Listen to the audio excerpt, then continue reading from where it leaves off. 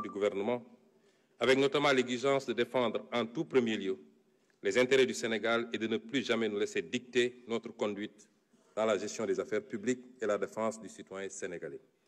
Il en est pour preuve les positions ouvertement affichées par M. le Président de la République dans les instances internationales, que ce soit à la tribune des Nations Unies, au Forum mondial pour la souveraineté et l'innovation vaccinale, au sommet des Jeux olympiques du développement durable, aux réunions de l'Organisation de la coopération islamique. Nous militons pour un rééquilibrage de la gouvernance mondiale et le respect des valeurs universelles de paix et de droits de l'homme, en particulier la fin du génocide à Gaza et la reconnaissance des droits inaliénables du peuple palestinien. Au demeurant, au plan interne, la célébration du 80e anniversaire du massacre des tirailleurs sénégalais à Thiaroye, le 1er décembre 1944, a été l'occasion d'affirmer notre exigence de souveraineté dans le rétablissement des faits, tronqués, maquillés et cachés depuis 80 ans.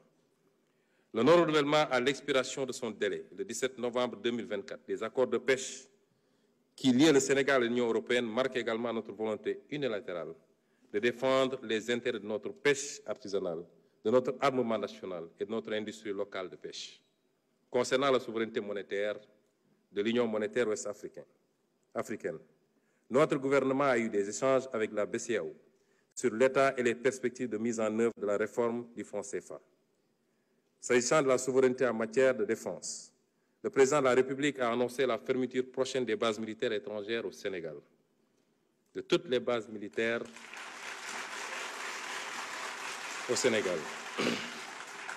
Enfin, pour ce qui est de la politique étrangère du Sénégal, de nouvelles bases ont été jetées, à savoir le retour à l'orthodoxie dans la représentation diplomatique sénégalaise à l'étranger, avec l'accréditation de diplomates de carrière ainsi que le focus mis sur le renforcement des liens de coopération avec les pays africains.